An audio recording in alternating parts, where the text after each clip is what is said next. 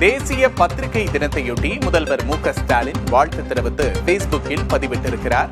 ஜனநாயக நாட்டில் அதிகாரத்தில் இருப்போரால் அமைப்புகள் வளைக்கப்படலாம் அல்லது கைப்பற்றப்படலாம். தேசிய பத்திரிகை தினத்தையொட்டி முதல்வர் மு.க.ஸ்டாலின் வாழ்த்து தெரிவித்து பேஸ்புக்கில் பதிவிட்டிருக்கிறார். தற்போதைய அண்மை செய்தியை பார்க்கிறோம்.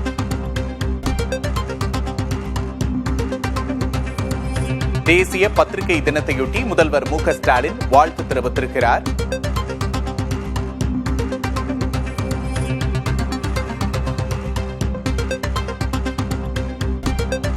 பத்திரிகைகள் ஜனநாயகத்தை உயிர்ப்போடு வைத்திருக்கும் சக்தியாக இருக்க வேண்டும் என்று முதல்வர் வலியுறுத்தியுள்ளார்.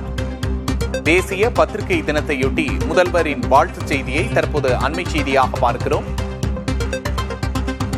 கூடுதல் விவரங்களை செய்தியாளர் விக்னேஷ் முத்துவிடம் கேட்டு வரலாம்.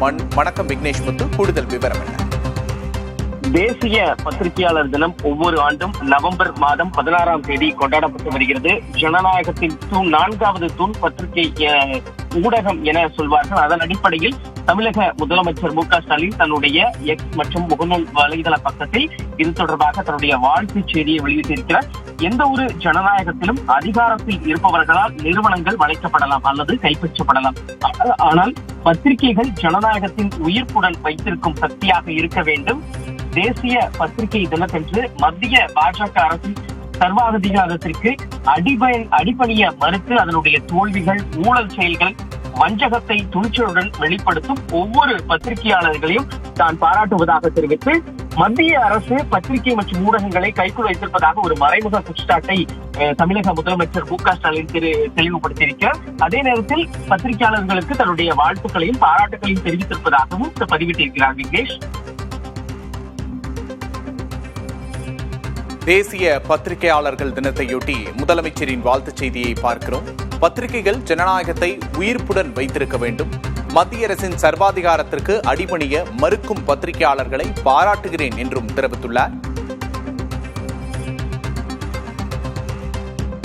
விக்னேஷ் முத்து, தேசிய பத்திரிகை தினத்தையொட்டி முதல்வரின் இந்த வாழ்த்துச் செய்தி வெளியாகி இருக்கிறது. அடிபணியாமல் இருக்கும் பத்திரிகையாளர்களை பாராட்டுவதாகவும் முதல்வர் தற்போது தெரிவித்திருக்கும் வாழ்த்துச் செய்தியை பார்க்கிறோம்.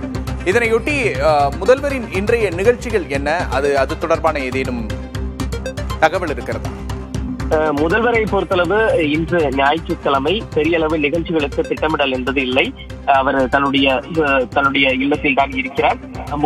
அதே நேரத்தில் பத்திரிகையை பொறுத்தளவு இந்த வாழ்த்துச் செய்தியை பொறுத்தளவு வருகிற சட்டமன்ற தேர்தல் விரைவில் நடைபெற இருக்கக்கூடிய நிலையில் இந்த தமிழக சட்டப்பேரவை தேர்தலுக்காக மத்திய அரசு என்ற வேணாமல் ஒரு திட்டத்தில் ஈடுபடலாம். பத்திரிகைகளை பொறுத்தளவு எப்பொழுது ஜனநாயகத்துடன் நடுநிலை தன்மையுடன் இணைந்து செயல்பட வேண்டும் என குறிப்பிட்டிருக்க, மிக முக்கியமாக மத்திய அரசுக்கு தொடர்ச்சியாக இந்த பத்திரிகை மற்றும் ஊடகங்களை கைக்குள் வைத்திருக்க அதனுடைய அடக்குமுறையை எதிர்ப்பதாகவும் தன்னுடைய ட்விட்டரில் தெளிவாக விளக்கம் அளித்திருக்கிறார். விக்னேஷ், கூடுதல் விவரங்களுக்கு நன்றி விக்னேஷ்.